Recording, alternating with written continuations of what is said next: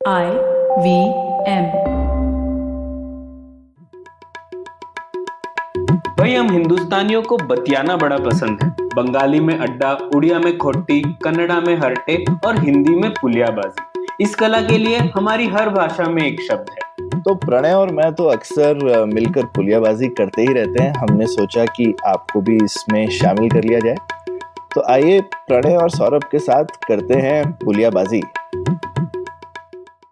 Hello Saurabh, कैसे हैं आप? बढ़िया प्रणय, तुम बताओ। सौरभ, आज श्रोता देख रहे होंगे कि एक तीसरा नाम है यहाँ पर हमारे साथ, क्योंकि जनरली हम लोग दोनों ही बात करते हैं, पर इस बार मिहिर हमारे साथ है और मिहिर पहले भी पुलियाबाजी में आ चुके हैं। और हम लोग आज बात कर रहे थे, सौरभ आपने तो देखा ही होगा, वो आजकल काफी न्यूज में आ रहा था, वो WHO ने एक रिपोर्ट निकाली है कि कोविड से कितनी जाने गई भारत में। उसके ऊपर कुछ आंकड़े आए थे कि 47 लाख लोगों की मृत्यु हुई वगैरह। तो देखा क्या आपने उसके ऊपर? हाँ बिल्कुल देखा, उसको लेकर के काफी चर्चा भी हुई और काफी लोगों ने बोला उनको WHO को क्या मालूम वगैरह वगैरह, इस तरीके के उन पे लांछन भी लगे हैं थोड़े बहुत। पर मेरे हिसाब से वो अच्छी बात है, मतलब किसी ने ट्राई तो किया। और हम मेथोडोलॉजी वगैरह से एतराज कर सकते हैं, लेकिन मेरे ख्याल से ये जरूरी है जानना। तुमको नहीं लगता? मतलब शायद हमारे यहाँ पे हम लोग इस बारे में डिस्कस भी नहीं कर रहे थे ना कि ये नंबर से क्या फर्क पड़ता है भाई, लेकिन फर्क पड़ता है ना कि कितना नंबर था। अगर हम नहीं जानेंगे, सोचेंगे, तो आगे हम कैसे सीखेंगे और कैसे किसी की जवाबदेही बनेगी। बिल्कुल बिल्कुल, और इसीलिए हम लोगों ने सोचा कि इस बार की पुलियाबाजी में मिहिर को बुलाते हैं, क्योंकि मिहिर ने इसके ऊपर बहुत अच्छा एक पेपर लिखा है इकोनॉमिक एंड पॉलिटिकल वीकली में, और हम लोग लिंक भी करेंगे उसको, तो उससे पता पड़ेगा कि इन आंकड़ों से हम क्या सीख सकते हैं। तो सबसे पहले तो ये थोड़ा गंभीर विषय है, लेकिन हम लोगों को लगा कि सरकारी जवाबदेही के लिए इस तरीके के विषय पर चर्चा करना बहुत जरूरी है। तो मिहिर, स्वागत है आपका पुलियाबाजी में एक बार फिर। शुक्रिया शुक्रिया शुक्रिया। तो मीर, हम लोग सबसे पहले तो यही जानना चाहेंगे कि ये जो हम नंबर डिस्कस कर रहे हैं, अब सरकार ने बोला 5 लाख जाने गई थी, और लैंसेट की एक रिपोर्ट आई थी, उसमें शायद 40 लाख का नंबर दिया था, और अब WHO ने 47 लाख का नंबर दिया। तो आप सबसे पहले तो हम लोग यही बात कर सकते हैं, ये नंबर क्यों डिस्कस करना है? कुछ लोग कह सकते हैं कि क्या फायदा, जो होना है वो हो गया, और जो जाने जानी थी वो तो चली गई, वापस नहीं ला सकता है वगैरह वगैरह। तो सबसे पहले वहीं पे शुरू करते हैं, आप क्यों इतनी रुचि रख रहे हैं? आप क्यों अपना काम छोड़ के इसमें घुस रहे हैं और इतना स्टडी कर रहे हैं? देखिए, ये बहुत इम्पोर्टेंट सा सवाल है। इसके बारे में मैं ये कहना चाहूँगा पहले तो कि पिछले 2 सालों में हम लोग सारे ही लोग काफ़ी समय घर पे बैठे हैं कि बीमारी हमारी वजह से ना फैले। काफ़ी हद तक इकोनॉमिक एक्टिविटी जैसे रोज़गार है, उसमें काफ़ी बाधा आई, जिसकी वजह से लोगों को काफ़ी मुश्किलात का सामना करना पड़ा। तो इस सारी सिचुएशन में ये सारे जो हमने इंडिविजुअल तरीके पर हम तौर पर जैसे हमने ये देखा है कि कई लोगों को भूखा रहना पड़ा या फिर 100 मील से ऊपर चल के घर जाना पड़ा। तो ये सारे तरीके हमने क्यों अपनाए कि हमने इकोनॉमिक डिसरप्शन क्यों होने दिया?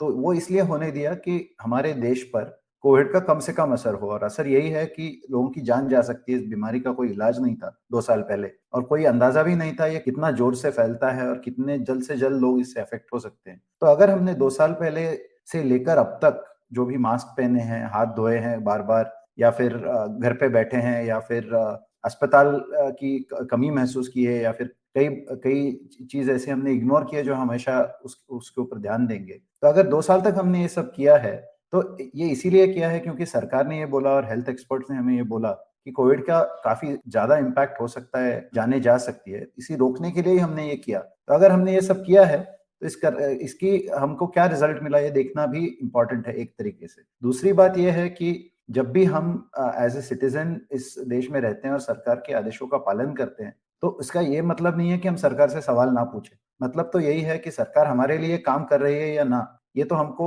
एज सिटीजन्स हमेशा ध्यान में रखना चाहिए। तो मैं समझता हूँ कि जो भी काम सरकार ने किए, लॉकडाउन किया, वैक्सीन दिलाए, या फिर दूरी रखने के लिए काफ़ी मैसेजिंग किया, स्टेट बॉर्डर्स बंद कर दिए, कई सारी चीज़ें जो हुई, तो हमको ये अकाउंटेबिलिटी भी पूछनी चाहिए कि हाँ, ये सब हमने किया, तो क्या इसका नतीजा अच्छा आया, कि क्या भारतीय लोग बचे इस महामारी से। बिल्कुल। और इसका कोई एब्सोल्यूट सवाल नहीं है, उससे एक ये भी पता चलता है कि शायद कई जगहों पे हम देख सकते हैं कि हमने अगर ये 4 चीज़ें करी तो इससे क्या असर हुआ, और किसी और ने अगर कोई दूसरी 4 चीज़ें करी तो उससे क्या असर हुआ। आई मीन ये कोई ना तो पहली महामारी है जो आई है, ना आखिरी होने वाली। तो हम लोग इससे जितना सीख लें उतना अच्छा है, क्योंकि आगे भी कुछ ना कुछ ऐसा तो नहीं है कि इसके बाद में कभी कुछ नहीं होगा। तो जितने हम लोग सजग रहें, जितने हम लोग लेसन्स ले सकें, इतनी बड़ी घटना हुई और उसके बाद में हम लोग ने कुछ इससे अगर सबक नहीं सीखा तो फिर हमारा दुर्भाग्य है। और इसमें और एक मैं बात जोड़ना चाहूंगा, जो कि हम सामाजिक तौर पे बात कर रहे हैं कि ये सब हमने किया, लेकिन अगर आप इंडिविजुअल फैमिलीज को देखें तो पूरे भारत में ऐसे बहुत सारे घर हैं जिन्होंने किसी ने अपनी माँ को खोया है, किसी ने बाप को खोया है, किसी ने भैया को खोया है। तो हर एक फैमिली में ऐसा है, और ऐसा है कि ये बीमारी जिसका इलाज नहीं है, इस वजह से ये नहीं कह सकते कि कौन किसको खो देगा।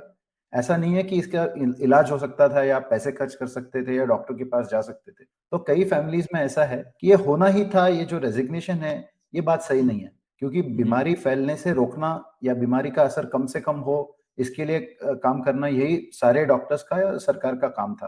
तो इंडिविजुअल फैमिली लेवल पर भी लोगों ने ये जानना चाहिए कि वो अकेले नहीं है, उनके साथ लाखों लोग ऐसे हैं जिनके रिश्तेदार या दोस्त इस बीमारी से अपनी जान गंवा चुके हैं। तो इस मामले से भी मैं समझता हूँ कि हर एक फैमिली को ये समझना चाहिए कि बीमारी का असर क्या हुआ। बिल्कुल बिल्कुल। और हम लोग देख रहे हैं कैसे चीन में अभी भी लॉकडाउन पे लॉकडाउन चल रहा है, और खैर वहां पे तो सरकार की जवाबदेही नहीं है, या लोग वो सप्रेस कर सकते हैं अगर लोगों में थोड़ा रोष भी हो तो। लेकिन हम तो एक लोकतंत्र में रहते हैं, तो हमें तो सरकार से जवाबदेही पूछने का हक है, और हमारी जिम्मेदारी भी है शायद। तो इसीलिए हम लोग इस पर और चर्चा करना चाहते थे। तो आगे बढ़ते हैं मिहिर। सबसे पहले तो जैसा कि हम लोग अपेक्षा कर सकते हैं, हर नंबर पॉलिटिकल होता है, हर काउंटिंग पॉलिटिकल होती है पूरे विश्व में, लेकिन इस विषय पर पॉलिटिकल काउंटिंग कुछ ज्यादा ही डाइवर्जेंट हो रही है। मतलब जैसे सरकार ने कहा कि 5 लाख मृत्यु हुई, और WHO कह रहा है तकरीबन 10x नंबर मृत्यु हुई ना। तो इतना डिफरेंस कैसे है? तो इसलिए हम लोग ये जो सिस्टम है उसको बेहतर समझने की कोशिश करते हैं। तो सबसे पहले तो आप ये बता सकते हैं, भारत में जो मृतकों की संख्या है वो कैसे अनुमानित की जाती है? क्योंकि हमें ये पता है कि भारत में तकरीबन 80 लाख मृत्युएं होती हैं हर साल। तो उसकी गिनती कैसे होती है? कुछ बताएंगे उसके बारे में?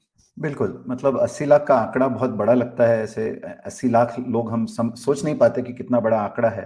तो पहले तो ये समझना होगा कि भारत की आबादी करीबन 135-140 करोड़ तक पहुंच चुकी है। तो इतनी बड़ी आबादी में 80 लाख मृतक मतलब 1% से भी कम हो जाता है एक साल में।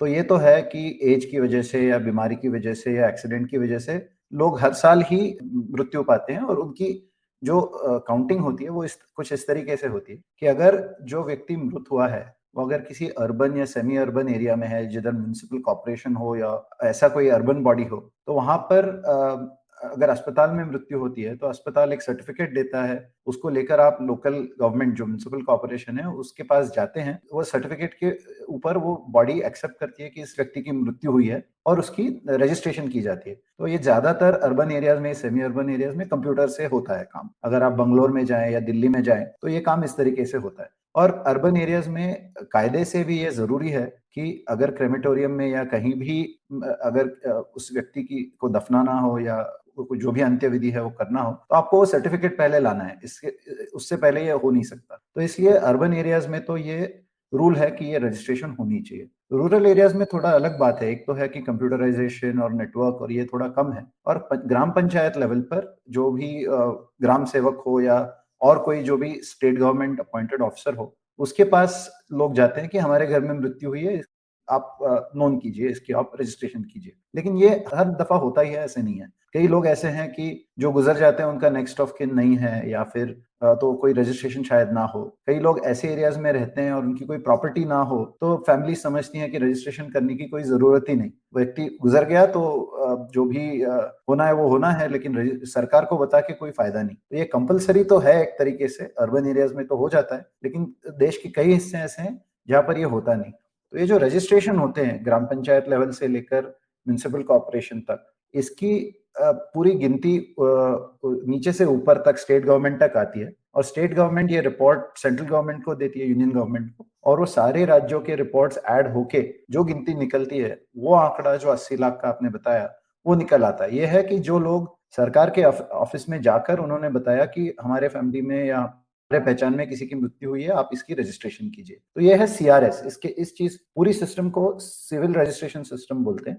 तो इससे ये आंकड़ा रजिस्टर होता है। तो लेकिन ये आंकड़ा आप जानिए कि ये आंकड़ा वही है जो सरकार को पता है कि ये लोग गुजर गए। ये 80 लाख जो है, जो सच आंकड़ा है वो इससे बड़ा हो सकता है। इससे बड़ा ही होगा, ये हम मान ही सकते हैं, क्योंकि हमको पता ही है कि ये तो रिपोर्टेड है, तो अनरिपोर्टेड कुछ तो होगा, जीरो तो नहीं है। बिल्कुल। इनफैक्ट इस पे सरकार ने हर साल रिपोर्ट कराई है और पिछले 5-6 सालों में इसमें काफी ज्यादा सुधार आया है कि पहले 80% से कम भी मृत्युओं की रजिस्ट्रेशन होती थी, जो कि 2019 में जो सबसे पैंडेमिक के पहले जो साल था उसमें वो 92% तक चली गई है। तो ऐसे मान सकते हैं कि सरकार के हिसाब से 92% रजिस्ट्रेशन होती है। सच रजिस्ट्रेशन कितनी हो, वो कैसे आंकड़ा लगाते हैं, ये भी अलग बात है, इसमें भी डिबेट हो सकता है, लेकिन सरकार कहती है कि 92% मृत्युओं की रजिस्ट्रेशन होती है।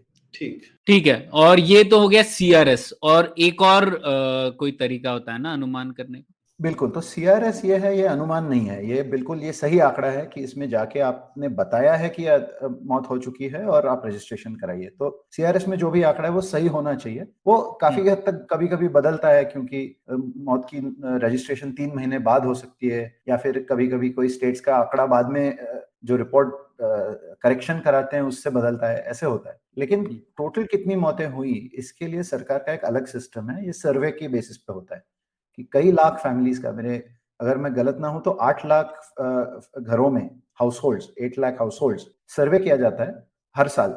और वो 8 लाख घरों में सवाल पूछा जाता है कि क्या इस साल में आपके घर में किसी की मृत्यु हुई है।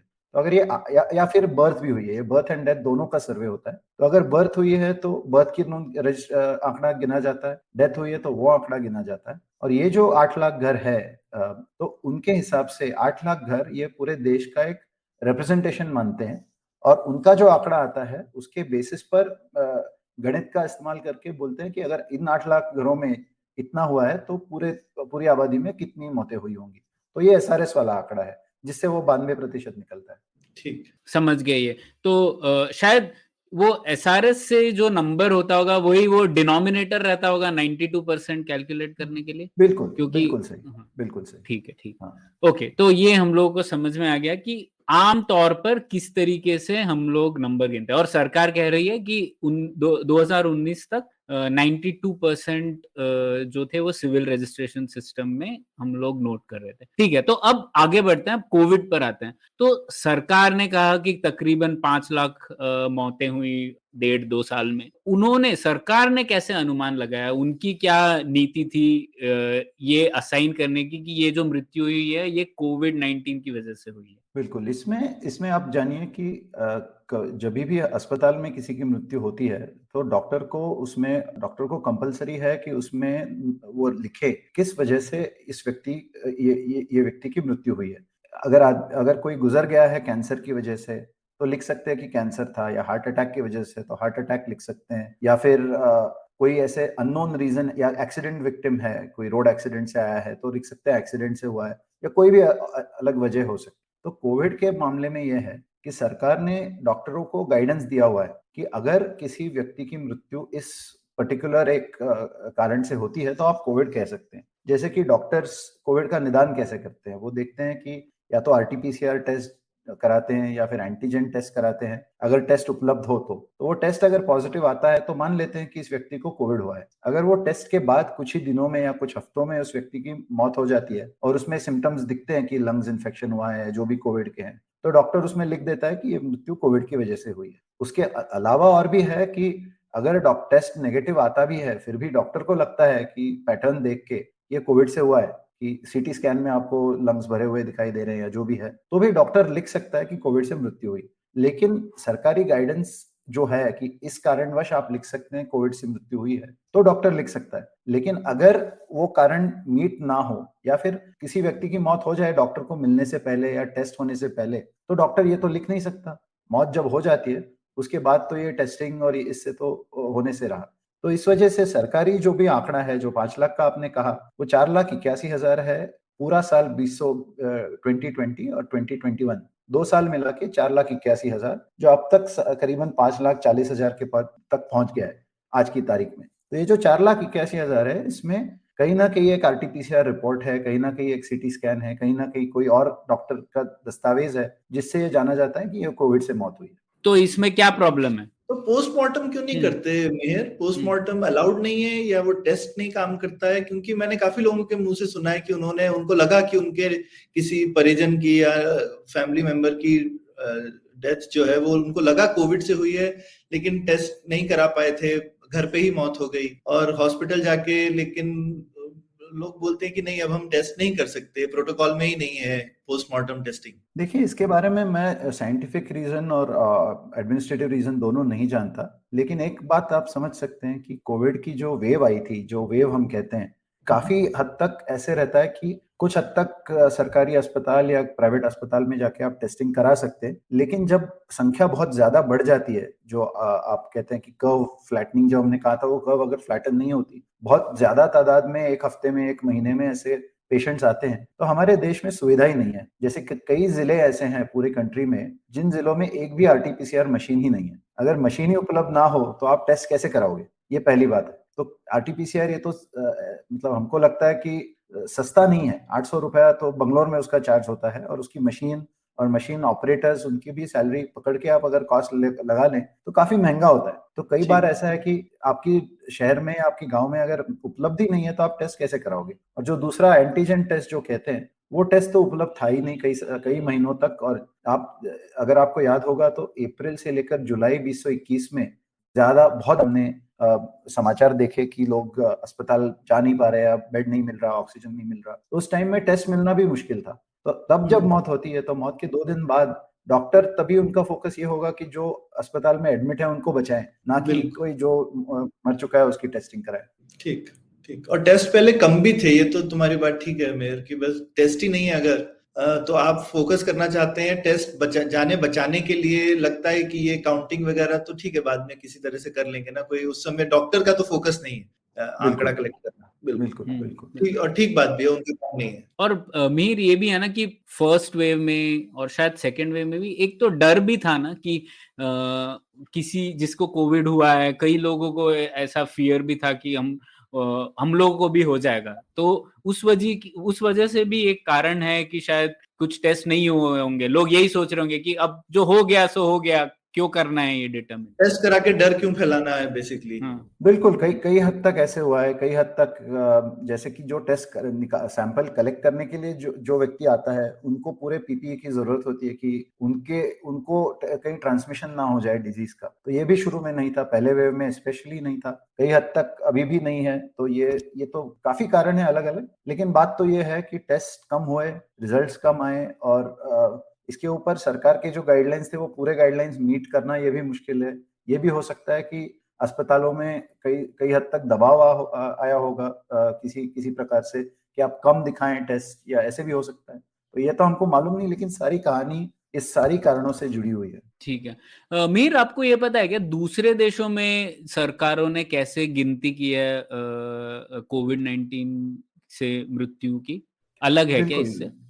ज्यादातर मतलब ऐसे है कि जो आप समझ लें कि वेस्टर्न कंट्रीज आप अगर देख लें तो उनकी भी मौत की जो आंकड़े हैं वो WHO ने जितना एस्टिमेट किया है उससे कम ही है। कहीं 10% कम है, कहीं 20% कम है, कहीं 40% कम है। ऐसे नहीं है कि WHO के आंकड़े सिर्फ भारत के लिए ज्यादा है, काफी देशों, दुनिया के ज्यादातर देशों के लिए ज्यादा है। इसमें दो चीजें हैं। एक तो टेस्टिंग की इंफ्रास्ट्रक्चर, जो आरटीपीसीआर मशीन है या जो टेस्ट है, उसकी अवेलेबिलिटी काफी वेस्टर्न कंट्रीज में कम से कम 2020 में थोड़ी कम थी, लेकिन 2021 में तो अच्छा खासा बन गया था उनका इंफ्रास्ट्रक्चर। तो ये एक बात है। दूसरा है कि जो सरकार की जो गाइडलाइंस हैं, वो गाइडलाइंस डॉक्टर्स जितना फॉलो करते हैं तो उनको जो इक्विपमेंट अवेलेबल है उस हिसाब से वो कर सकते हैं, और शायद डॉक्टरों को थोड़ा ज्यादा उनको इंडिपेंडेंस है वहां पर कि आप मौत कोविड से हुई है लिखने का। ये बात तो बिल्कुल पूरे तरीके से मालूम नहीं मुझे, लेकिन हर सरकार की गाइडलाइंस अलग है। तो जो जितनी स्ट्रिंजेंट होगी, जितना आप एविडेंस लाएं तो ही कर सकते हैं, तो उससे कोविड मौतें कम काउंट की जाएंगी। जितनी कम स्ट्रिंजेंट होंगी उससे ज्यादा। बिल्कुल। और शायद ये भी एक इनमें से इतने सारे आपने कारण बताए, एक और कारण ये भी हो सकता है कि आरटीपीसीआर टेस्ट पर एक प्राइस कैप भी था, और ऐसा भी नहीं था कि सरकार खुद, क्योंकि प्राइस कैप लगाया है तो सरकार खुद से आरटीपीसीआर मशीन प्रोक्योर कर रही है और जगह जगह लगा रही है, शायद ये संभव भी नहीं है। तो लेकिन उसकी वजह से भी प्राइवेट एंटरप्राइज ने सडनली इंक्रीज तो नहीं किया होगा आरटीपीसीआर इंफ्रास्ट्रक्चर, तो शायद वो भी एक छोटा सा कारण हो सकता है अंडर काउंटिंग का। इनफैक्ट ये बहुत ठीक बड़ा है। कारण है, इनफैक्ट ये बहुत हम्म। बड़ा कारण है कि जब जब इतना वेव में आता है, बीमारी इतना जोर से इतना तेज फैलता है, तो टेस्टिंग इंफ्रास्ट्रक्चर पूरा ही बंद हो जाता है, मतलब अवेलेबिलिटी होती ही नहीं है। आप कितनी भी कीमत देने के लिए राजी हो, आपको टेस्ट मिलेगा नहीं, क्योंकि उनके पास इतना ज्यादा बैकलॉग है। तो ये तो बिल्कुल हुआ है। ठीक है, तो ठीक है, फिर सरकार ने कहा, जो आपने कहा 4,81,000 नंबर दिया था पहले, और फिर जब ये लैंसेट वाली रिपोर्ट आई और फिर ये WHO वाली रिपोर्ट आई, तो सरकार की आलोचना ये थी कि देखिए ये जो रिपोर्ट है ये काफी सारे अलग अलग कारकों को जुड़ा के एक नंबर दे रहे हैं। तो सरकार ने जैसे कहा कि आप जर्नलिस्ट की जो रिपोर्ट्स हैं उन्हें ले रहे हैं, कहीं आप न्यूज़पेपर रिपोर्ट्स हैं उसको कंबाइन कर रहे हैं। तो सरकार बोल रही है कंसिस्टेंट नहीं है जो ये नंबर दे रहे हैं वो, और इस वजह से सरकार ने ये दोनों नंबर को खारिज कर दिया। तो आपका क्या मानना है इस बारे में? देखिए, इसमें मतलब पहले तो मैं ये बात साफ करना चाहता हूँ कि मैं स्टेटिस्टिकल एक्सपर्ट नहीं हूँ, लेकिन मैंने सारे स्टडीज काफी हद तक पढ़े हुए हैं। तो इसमें कुछ बातें ऐसी हैं कि पहले तो ये 2 ही रिपोर्ट नहीं है, ऐसी करीब करीब 8 या 9 रिपोर्ट आई हैं दुनिया भर से, जिसमें अनुमान लगाया गया है कि हर देश में कितने लोगों की मौतें हुई होंगी। जैसे लैंसेट की जो रिपोर्ट आप कह रहे हैं, वो सिर्फ इंडिया के लिए नहीं है, वो पूरी दुनिया के लिए है, और दुनिया के जो बड़े देश हैं उनमें हर राज्य के लिए अलग अलग उसमें नंबर है। मतलब भारत के लिए भी कर्नाटक के लिए अलग से आंकड़ा दिया हुआ है, या यूपी के लिए अलग से दिया हुआ है। तो ये बात है कि 7 या 8 रिपोर्ट ऐसी है जिसमें ये भारत के लिए जो आंकड़ा है, जो कहते हैं एक्सेस डेथ्स या अधिक मृत्यु। तो पहले तो हमको 2 चीजें समझनी चाहिए कि जो 4,81,000 जो सरकार बोल रही है, वो सरकार मानती है कि इन लोगों की मृत्यु कोविड से हुई, जैसे हमने देखा, रीजन पता है इसलिए। लेकिन जो 47 लाख WHO कह रहा होगा, या लैंसेट जो 40 लाख का आंकड़ा ले रहा है, वो ये नहीं कह रहे कि ये लोग कोविड की वजह से ही मरे हैं। वो सिर्फ ये कह रहे हैं कि अगर इस साल में कोविड बीमारी नहीं होती, अगर ये साल पिछले साल जैसा ही होता, 2019 जैसा, तो 40 लाख लोग, या 2020 और 2021 मिला के, तो WHO का है कि 2020 में करीबन 8 लाख ज्यादा मृत्यु हुई है, और 2021 में 39 लाख, 39 लाख। तो ये WHO का कहना यह है कि ये जो अधिक मृत्यु है, ये अगर नॉर्मल ईयर होता, नॉन पैंडेमिक ईयर होता, तो जितनी होती उससे 8 लाख ज्यादा है, या उससे 39 लाख ज्यादा है। तो ये WHO नहीं कह रहा कि कोविड की वजह से मरे। तो पहले तो सरकार इस मामले का काफी हद तक इंफॉर्मेशन ऐसे हो रहा है कि हम जो कह रहे हैं वो कोविड वाले डेथ्स हैं, ये जो कह रहे हैं ये आंकड़ा 9 गुना ज्यादा है, लेकिन इसमें तो कोविड की कोई इंफॉर्मेशन नहीं है। लेकिन WHO ये कह रहा है कि हो चुकी है, तो आपको ध्यान देना चाहिए कि क्यों हुई है। शायद ये हो कि कोविड से हुई ना हो, लेकिन अस्पताल कोई जा नहीं पाया इसलिए मर चुका हो, लेकिन मृत्यु तो मृत्यु है। हमको देखना चाहिए कि हमारा हेल्थ इंफ्रास्ट्रक्चर कोलैप्स हुआ। तो ये पहली बात है। दूसरा है कि आपने जो कहा कि थोड़ा डेटा, CRS का डेटा कोई राज्य से लिया हुआ है, या कहीं जर्नलिस्ट से लिया हुआ है, या कहीं सर्वे से लिया हुआ है, तो इसमें यह कहना चाहूंगा कि ये जो भी स्टडीज आए हैं, ये करने वाले लोग काफी पढ़े लिखे जाने माने लोग हैं, जो मौत इस सब्जेक्ट का ही स्टडी करते हैं। जैसे कि साइंस में जो पेपर आया है, उसमें झा करके जो ऑथर हैं, अमेरिका स्थित हैं, वो तो कई सालों से मौतें कैसे होती है हर एक देश में, और कितनी होती हैं, किस वजह से होती है, इसी की अभ्यास करते हैं। तो इनको पता है कि हर देश का डेटा कैसे होता है, इसको कैसे इकट्ठा करना है, इसको कैसे जोड़ना है, इससे अनुमान कैसे लगाना है। तो ये है कि इन्होंने ये जो अनुमान लगाया है, झा साहब ने, या फिर लैंसेट ने, या WHO ने, ये एक आंकड़ा नहीं है। ये कह रहे हैं कि अगर आप मान ले कि जो हमारे पास डेटा है उसमें शायद गलतियां भी हो सकती है, तो भी हम मानते हैं कि 47 लाख ये तो एवरेज आंकड़ा दिया है उन्होंने। WHO की रिपोर्ट में उन्होंने कहा है कि हो सकता है कि 33 लाख अधिक मृत्यु हुई हो, ये भी हो सकता है कि शायद 64 लाख अधिक मृत्यु हुई हो। तो ये रेंज है 33 से लेकर 64 तक। तो ये आंकड़े में 47 तो इनकी एवरेज नंबर है। तो ये कह रहे हैं कि हम गलत कर सकते हैं, हमारे डेटा सोर्सेस में गलतियां हो सकती है, कहीं बायस हो सकता है, कहीं और डेटा मिल जाए तो शायद ये थोड़ा कम होके नैरो रेंज हो जाएगा। तो ये मानते हैं कि इसमें गलत हो सकता है एजम्पशंस की वजह से या डेटा की वजह से, लेकिन चाहे कितनी भी इसमें एरर्स निकले या फिर तो भी 33 से लेके 64 तो इन्होंने रेंज दिया हुआ है। वैसे ही लैंसेट वालों ने भी रेंज दिया हुआ है। तो ये रेंज ही ऐसा है कि ये सरकारी आंकड़े से 6 या 8 गुना बड़ा है।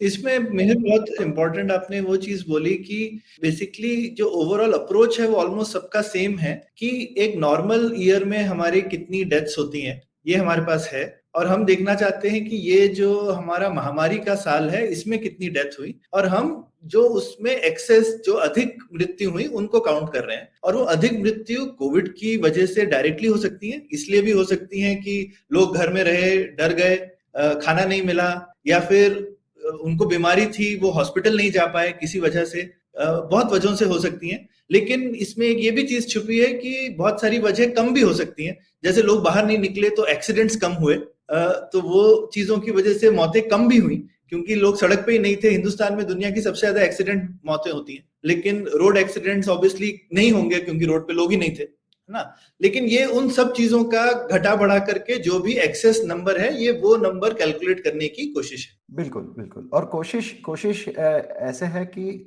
इनका सारों का डेटा सेम नहीं है। कुछ लोगों ने और भी अलग तरीके से अनुमान लगाया, जैसे अरविंद सुब्रमण्यन है जो कि पहले भारत सरकार के एडवाइजर रह चुके हैं। उन्होंने अनुमान लगाने के 3 तरीके जताए हैं। उनमें से एक तरीका ये है कि कोविड की इन्फेक्शन फेटेलिटी रेट क्या है, कि अगर किसी व्यक्ति को इन्फेक्शन हो जाता है तो अगर 100 व्यक्ति को इन्फेक्शन हो जाता है तो लगभग 1 या 2 व्यक्ति या 1.4 व्यक्तियों की मौत हो सकती है। ऐसे दुनिया भर में एवरेज ऐसे पाया गया है, क्योंकि इसका कोई इलाज नहीं है और सारे इंसान ही है, तो मरने की जो जेनेटिक प्रोबेबिलिटी थोड़ा बहुत फर्क हो सकता है, लेकिन सारे इंसान हैं तो ज्यादा फर्क नहीं होता। तो इन्होंने फेटेलिटी रेट लिया है और अनुमान लगाया कि कितने लोगों को इन्फेक्शन हुआ होगा, तो उन दोनों की मल्टीप्लिकेशन करके भी आप अंदाजा लगा सकते हैं। तो अंदाजा लगाने के बहुत सारे तरीके हैं। तो इसमें से एक जो आप कह रहे हैं कि जो डेथ मौतों की जो रिकॉर्ड्स है, पार्शियल रिकॉर्ड्स, उससे अंदाजा लगाएं, लेकिन और भी तरीके हैं। बिल्कुल। तो और फिर आप देख सकते हैं कि आप एक 4 तरह से अनुमान लगाएं, अगर कहीं कुछ एक जैसा समझ में आ रहा है तो आपका अनुमान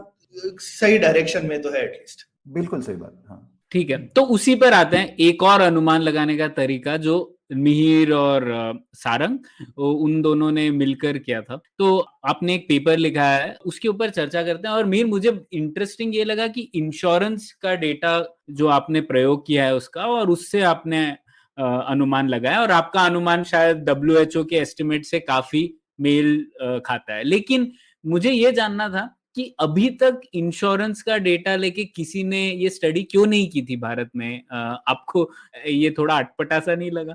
हाँ बिल्कुल, इसमें 2 चीजें हैं। एक तो शेखर के साथ मैंने ये काम करा था, शेखर साठे के साथ। तो इसमें 2 चीजें हैं कि पहली बात तो ये है कि भारत में जो अधिक मृत्यु का अनुमान अगर आप लगाना चाहते हैं, तो पहली बात तो आपको मालूम होना चाहिए कि कितनी मृत्यु हुई है।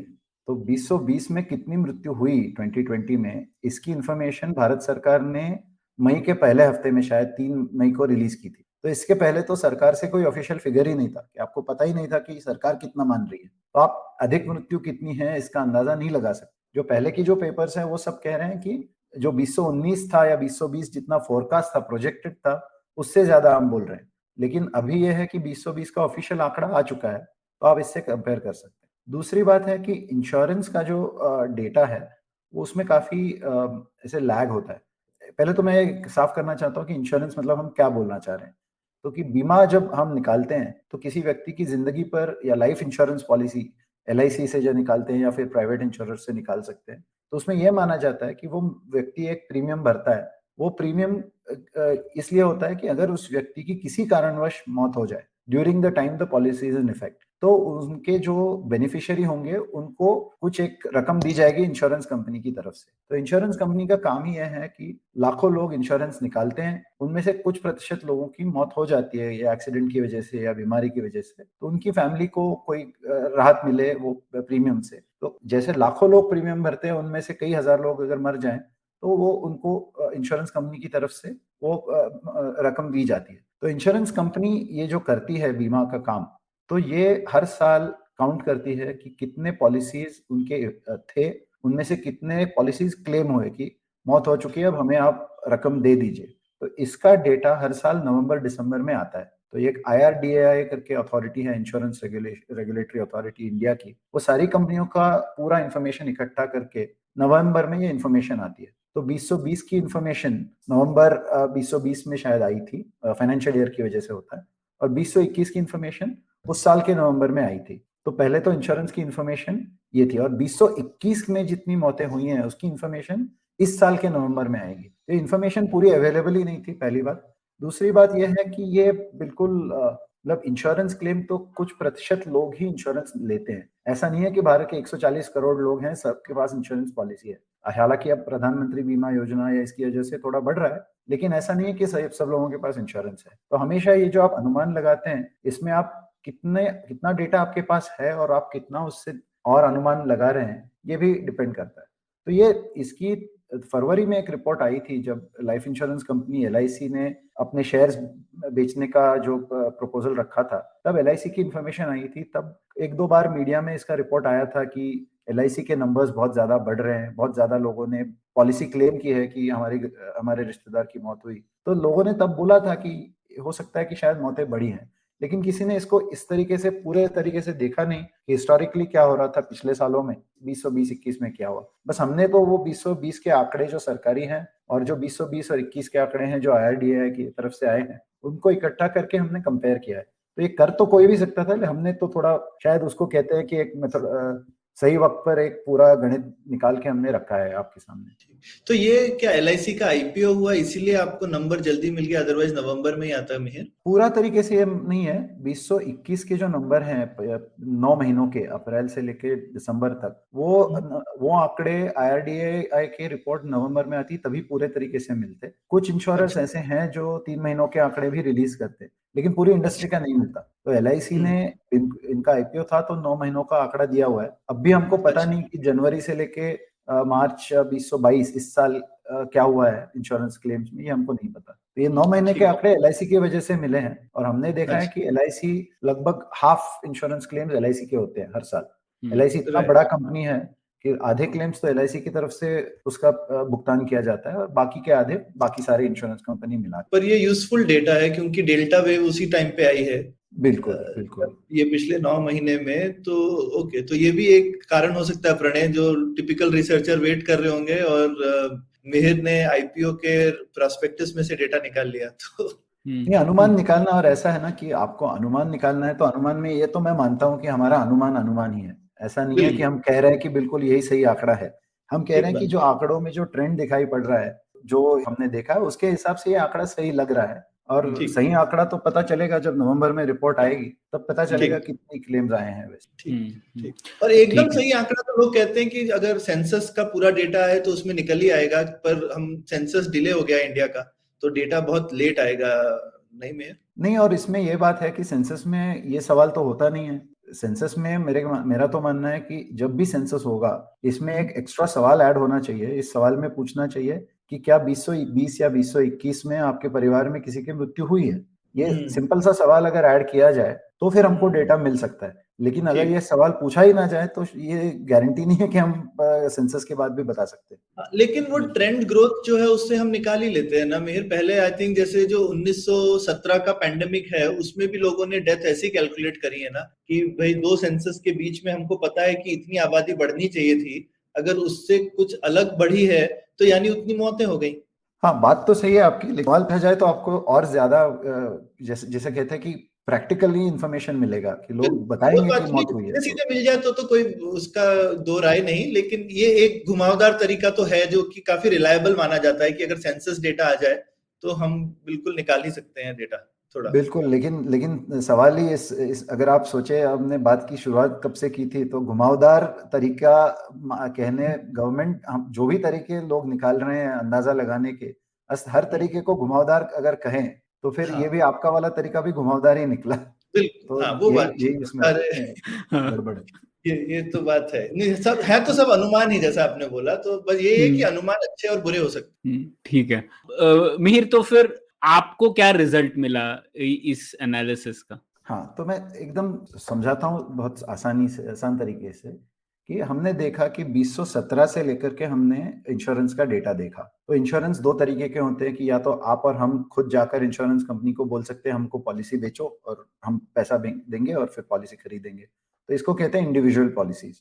दूसरा है कि हम किसी ग्रुप के मेंबर हो सकते हैं, जैसे कि हम किसी कंपनी के लिए अगर काम कर रहे हैं तो कंपनी का एक ग्रुप इंश्योरेंस होता है, उसमें हमारी लाइफ इंश्योरेंस भी हो जाती है। तो दोनों तरीके के पॉलिसी जब मौत हो जाती है तब क्लेम होते हैं। तो हमने देखा कि 2017 में, 18 में और 19 में करीबन 2017 में 15,85,000 पॉलिसीज क्लेम हुई थी। 2019 में वो करीब 18 लाख तक पहुंच गई थी। तो हमने देखा कि ये पॉलिसीज बढ़ रही है कि 15,85,000 से 18 लाख तक 3 साल में बढ़ा। लेकिन उसी दौरान जो सरकार ने जो CRS डेटा के मुताबिक कितनी मौतें हुई हैं ये बोला था, वो भी 64 लाख से लेकर 76 लाख तक पहुंच गया था, तो वो भी आंकड़ा बढ़ रहा था।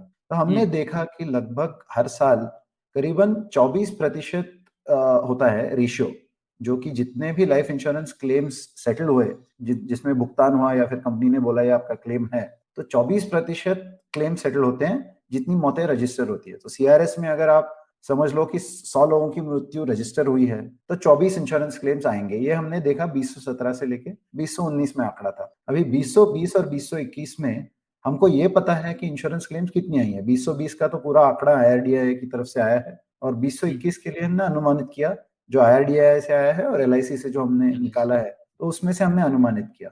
और उसको अगर आप ये 24% का लगाएं तो फिर वो हमारा आंकड़ा भी करीबन 47 लाख के करीब आता है। 2020 में 5.5 लाख की तरफ आता है मौतों का आंकड़ा एक्स्ट्रा, जो हम एक्सपेक्ट कर सकते कि रजिस्टर होना चाहिए था, और 2021 में आता है लगभग 41 लाख। अच्छा, तो मतलब अगर आपको मैं एकदम सही सिंपल में समझाऊं तो 2021 में जैसे हम मैं कह रहे हैं कि 41 लाख आंकड़ा हो सकता है, तो हमारा अनुमान है कि 2021 में जो भी क्लेम्स आएंगे वो करीबन होंगे 30 लाख, जो कि 2019 में 18 लाख थे। सिर्फ 2 साल में 12 लाख क्लेम्स बढ़े हैं। ये जो 30 लाख हम कह रहे हैं उसमें से करीबन 17 लाख क्लेम्स ऑलरेडी आ चुके हैं, जो कि LIC और IRDAI ने बोल दिया है कि 17 लाख क्लेम्स हमारे पास ऑलरेडी आ चुके हैं। हम कह रहे हैं कि पूरा डेटा जब उपलब्ध होगा नवंबर में तब तक 30 लाख हो जाएगा। तो ये जो 30 लाख का आंकड़ा है, इसको अगर आप वो 24% का लगाएं रेशियो, तो आपको जो मृत्यु आएंगी वो आंकड़ा, और जो 80 लाख हर साल गवर्नमेंट ऑफिशियली बोलती है कि 80 से 83 लाख जो मरते हैं, तो हमको आया 120 लाख का आंकड़ा जो आया, उसमें से हमने अगर 80 लाख मिटा दिया तो 41 लाख का आंकड़ा है, जो कि रजिस्टर होना चाहिए गवर्नमेंट के हिसाब से। लेकिन 2021 का गवर्नमेंट का डेटा तो कम से कम और 1 साल लगेगा मिलने में। तो हम कह रहे हैं कि जब 2021 का डेटा आएगा तो इतना होना चाहिए, होगा या नहीं हम नहीं जानते, क्योंकि रजिस्ट्रेशन प्रोसेस में जो हमने पहले देखा कि रह जाता है वैसे हो जाएगा तो आंकड़ा कम भी आ सकता है। लेकिन ये काफी इंटरेस्टिंग है मेहर कि आपने बहुत ही अलग तरीके का डेटा सोर्स भी यूज किया है। उसका ऐसा नहीं है कि आपने सेम तरीके का अनुमान लगाया जैसा कि WHO ने या लांसेट ने लगाया और फिर आप बोल रहे हैं कि हाँ ये मुझे ठीक लग रहा है, मैंने भी सेम कैलकुलेशन रिपीट कर ली है। आपने बहुत ही अलग तरह से यूज किया है डेटा, और बहुत ही अलग तरीका, और डेटा का सोर्स भी अलग है और तरीका भी बहुत अलग है, लेकिन डेटा काफी मैच कर रहा है। तो यूजुअली ये एक अच्छा तरीका है बोलने का कि शायद जो अनुमान आ रहे हैं वो रेंज एटलीस्ट ठीक है।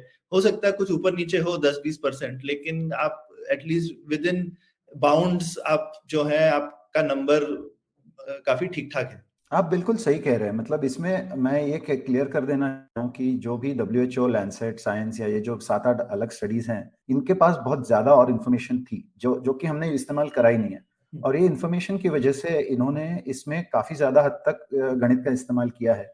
तो पहली बात तो ये है कि हम ये कर नहीं सकते। जैसे लैंसेट की पेपर में मैंने कहा कि हर स्टेट के लिए उन्होंने आंकड़ा दिया है कितनी ज्यादा मौतें हुई होंगी, उत्तर प्रदेश में कितनी, कर्नाटका में कितनी, महाराष्ट्र में कितनी, गुजरात में कितनी, इसका अलग अलग आंकड़ा दिया हुआ है। ये तो हमारी मेथड से हम कर नहीं सकते क्योंकि इंश्योरेंस डेटा में स्टेट वाइड इन्फॉर्मेशन नहीं है। या फिर WHO की रिपोर्ट पूरी दुनिया के लिए है, तो उन्होंने पूरी दुनिया में बोला है कि अमेरिका में कितने मरे होंगे, या इटली में कितने मरे होंगे, या बांग्लादेश में कितने मरे होंगे, ये भी हम नहीं कह सकते। तो ये बात तो हम कहना साफ करना चाहता हूं मैं कि हमारे तरीके से सिर्फ इंडिया की इंफॉर्मेशन को लेके एक आंकड़ा हमने निकाला है, और हम ये कह रहे हैं कि थोड़ा बहुत अनुमान आप यहाँ वहां भी कर ले, जैसे आपने कहा 10-20% तक, तो भी ये अनुमान सरकारी आंकड़े से कई गुना ज्यादा है और WHO के आंकड़े से मिलता है। तो बात तो यही हो गई कि हम इंडिया स्पेसिफिक काम कर रहे हैं, कोई और शायद बांग्लादेश के लिए या कोई और देश के लिए करे, लेकिन इंश्योरेंस डेटा को देखना ये तो काफी हद तक मतलब सही बात है, क्योंकि इंश्योरेंस के लिए जो भुगतान किया जाता है वो तो डेथ वेरिफिकेशन के बाद ही होता है। ऐसे नहीं है कि पॉलिसी पे की जाए और फिर निकल आए कि वो आदमी जिंदा है। ऐसे तो होना बहुत कम होना चाहिए। नहीं, ये मेरे ख्याल से ये जिसको कहते हैं उनका स्किन इन द गेम है डेटा में, तो वो लोग प्रोफेशनल्स हैं, उनको गिनना ही है, और वो लोग ये डेटा में गड़बड़ कर नहीं सकते। तो ये मेरे ख्याल से आपने डेटा सेट बहुत अच्छा चूज किया मेहर, और इसकी वजह से आपका सिंप्लिसिटी भी हो गई है कैलकुलेशन में। और ठीक बात है, आपका पूरी दुनिया के नंबर में इंटरेस्ट नहीं था, हिंदुस्तान के में ही था, तो आपने, पर ये मेथोडोलॉजी अच्छी है, बाकी लोग भी अपने देशों के लिए कर सकते हैं, करना चाहें तो इसको कॉपी करके। बिल्कुल, और मैं समझता हूँ कि जितने भी लोग इस रिपोर्ट को पढ़ें या देखें तो उन्होंने भी सोचना चाहिए कि इस्तेमाल में जो भी इंफॉर्मेशन अवेलेबल हो उसको इस्तेमाल करके आप कुछ अनुमान लगा सकते हैं। अनुमान में गलतियां शायद निकल आए, शायद थोड़ा ऊपर नीचे हो सकता है, लेकिन अनुमान करना भी जैसे हमने देखा कि इम्पोर्टेंट है जवाबदेही के लिए, कि कई अगर अलग अलग अनुमान आ रहे हैं और हर अनुमान को सरकार अगर कह रही है कि ये डेटा सोर्स ही गलत है, या फिर उन्होंने आधा अधूरा डेटा लेके करा है, या फिर इनकी गणित में गड़बड़ है, गणित में जो एजम्पशन लिए हैं या जो इस तरीका इस्तेमाल किया है यही गलत है, तो ये तो ऐसे बात हो गई ना कि अनुमान लगाने वाले तो हर तरह से कोशिश कर रहे हैं, क्योंकि इन्फॉर्मेशन तो उनके पास है नहीं। इन्फॉर्मेशन जिसके पास है वो है सरकार, वो या तो इन्फॉर्मेशन पूरी रखे लोगों के सामने, या फिर अपने एक्सपर्ट्स हैं, सरकार के पास बहुत सारे एक्सपर्ट्स हैं जिनको ये इन्फॉर्मेशन दे सकते हैं, सरकार अपना अनुमान खुद रखे। ऐसे तो नहीं है कि कोई बोल रहा है सरकार को कि आप अनुमान ना करें। ये है कि पूरी दुनिया ये चाह रही है कि दुनिया में ये महामारी का जो असर हुआ है इसका असर हम जाने, और जैसे सौरभ आपने कहा कि कुछ सबक सीखें इससे, तो हम भी दरखास्त करते हैं सरकार से कि अपना भी अनुमान निकाले और तरीके रखे, जैसे कि जो भी इसमें पढ़ाई करते हैं वो तरीका देख के उसमें भी कोई कमेंट निकल आए, तो सारे लोग अगर इस अनुमान लगाएंगे तो पता चलेगा कि आंकड़ा क्या हो सकता है। बिल्कुल, लेकिन कुछ 8 से 10 गुना तो मतलब बहुत ही भयावह नंबर है, पर ये इससे कम तो, और मेरे ख्याल से जो लोग अपने हिसाब से भी अंदाजा लगा रहे थे, वो कोई भी, आप किसी से भी पूछेंगे तो मुझे नहीं लगता कि ये 4-5 लाख का नंबर कोई भी हिंदुस्तानी अपने दिल में मानता है। जिसने भी ये बुरा काल देखा है वो सब जानते हैं कि ये नंबर बहुत बड़ा है, लेकिन शायद कितना बड़ा है ये किसी के दिमाग में नहीं आ रहा था। 5 गुना है, 6 गुना है, लेकिन लगभग 10 गुना है, ऐसा 8 से 10 गुना है, ये ऐसा लगता है, क्योंकि नंबर कम भी हो सकता है, ज्यादा भी, जो आप लोगों ने कैलकुलेट किया है। दोनों पॉसिबिलिटीज हैं। हो सकता है कि बहुत ज्यादा मौतें अनइंश्योर्ड सेगमेंट में हुई हो, तो ये कम हो सकता है, शायद ज्यादा, मतलब ज्यादा हो सकता है, कम तो नहीं हो सकता। ऐसा बोलना ठीक होगा क्या मीर? मैं कमेंट नहीं करना चाहता क्योंकि डेटा बहुत ही कम था। मतलब मैं ये कहना चाह रहा हूँ कि हमारी मेथड इतनी सिंपल है कि हमने तो कोशिश करी है कि जितने भी इसके क्रिटिसिज्म हो सकते हैं कि ये आपने देखा नहीं या वो देखा नहीं है, उसको एड्रेस करें। ये हो सकता है कि गणित में कहीं ना कहीं कोई अजम्पशन शायद गलत निकल आए थोड़ा सा, लेकिन मैं मानता जरूर हूँ कि जो हमारा आंकड़ा 47 लाख का है वो WHO से मिल रहा है या फिर लैंसेट से मिल रहा है, साइंस से मिल रहा है, ये एक्सीडेंट नहीं है। ये यही है कि किसी भी कोई भी अगर फिनोमेना, कोई घटना घटती है, उसको अलग अलग तरीके से आप देख सकते हैं, और जिस भी तरीके से आप देखें उस घटना का सच तो सामने निकल आना है। ऐसे नहीं है कि सच सामने नहीं निकल आएगा, ऐसे नहीं होगा कि बिल्कुल ही आपका गलत नतीजा निकला हो। तो मैं मानता हूँ कि ये बाकी स्टडीज को हमारा थोड़ा उसको सपोर्ट करता है कि आप किसी और डेटा सोर्स से भी देखें तो भी आपको लगभग वही आंकड़ा आ रहा है। तो यही उसकी शायद यूटिलिटी यही है कि हर एक तरीके से आपको इस घटना को देखना चाहिए। ठीक, बिल्कुल। तो बहुत बहुत शुक्रिया मिहिर, ये काफी अच्छा योगदान है इस डिबेट में। जैसा कि सौरभ कह रहे थे, शायद दूसरे देशों के लिए भी ये तरीका फायदेमंद हो सकता है। और यही है, शायद एक बड़ी कहानी ये भी है कि भारत का जो स्टैटिस्टिकल इंफ्रास्ट्रक्चर है वो थोड़ा कमजोर है, और उसी की वजह से ये सब चीजें हो रही है। नहीं तो शायद जो सरकार नंबर लाती उससे काफी लोगों को उस पर भी विश्वास होता, लेकिन वो स्टैटिस्टिकल इंफ्रास्ट्रक्चर बहुत लोगों ने लिखा है कमजोर है, और उसे सुदृढ़ करने की बहुत जरूरत है। तो वो भी एक बड़ी कहानी है इसमें। तो इसी मुद्दे पर खत्म करते हैं ये एपिसोड। बहुत बहुत शुक्रिया मीर, बहुत कुछ सीखने मिला। Thank you. थैंक यू, बहुत शुक्रिया। उम्मीद है आपको भी मजा आया। यह पॉडकास्ट संभव हो पाया है तक्षशिला इंस्टीट्यूशन के सपोर्ट के कारण। तक्षशिला पब्लिक पॉलिसी में शिक्षा और अनुसंधान के लिए स्थापित एक स्वतंत्र संस्था है। आप दुनिया के किसी भी कोने में हो, आपकी उम्र कुछ भी हो, अगर आप पब्लिक पॉलिसी, विदेश नीति या टेक्नोलॉजी गवर्नेंस में रुचि रखते हैं तो तक्षशिला की वेबसाइट takshashila.org.in पर उनके कोर्सेज को जरूर चेक कीजिए। और अगर आप पुलियाबाजी में शामिल होना चाहते हैं तो हमसे कनेक्ट कीजिए puliyabazi@gmail.com पर या फिर @puliyabazi ट्विटर पर। शुक्रिया। There's a quick survey to fill out on ivmpodcast.com/survey. It lets us know a little bit more about who's listening to us. And you know what? We're going to do a few prizes. So, we'll do a random drawing of maybe 10 people and we'll send you all some swag. Remember, that's ivmpodcast.com/survey where you can fill out the survey. Hey, it's been another great week on the IVM Podcasts Network. On ThinkFast, Varun and Suchita discuss Lady Gaga's brand relaunch and Patreon's creator survey. On Press Decode, Sara, Vagda and Prafula explore the mental health issues that plague our armed forces. On IVM Likes, Snehil, Antariksh Abbas and Jalasmi indulge in a Friends versus How I Met Your Mother debate. On Smarter with Sid, Siddharth introduces us to the concept of dream journaling. And on Postcards from Nowhere, Utsav tells us how a 400-year-old curse, coffee and Indian Chinese food are all related. We've got some exciting news for you. IVM Podcasts has just launched its merch and our first line is out now. Head to the IVM Podcasts website and click on the shop tab to check out our first collection of t-shirts. Do follow us on social media. We are IVM Podcasts on Twitter, Facebook, Instagram and LinkedIn. And remember, if you're enjoying this show or any of our other shows for that matter, please do tell a friend. Don't forget to rate us on any platforms you're listening on. You can also check us out on YouTube. We are also doing a small listener survey to better understand how you respond to our shows and advertising on the network. We would really appreciate if you could spare a few minutes to fill it. It helps us build better shows for you. And finally, we would like to thank our sponsors this week, SBI Life Insurance and Jupiter, a digital banking app.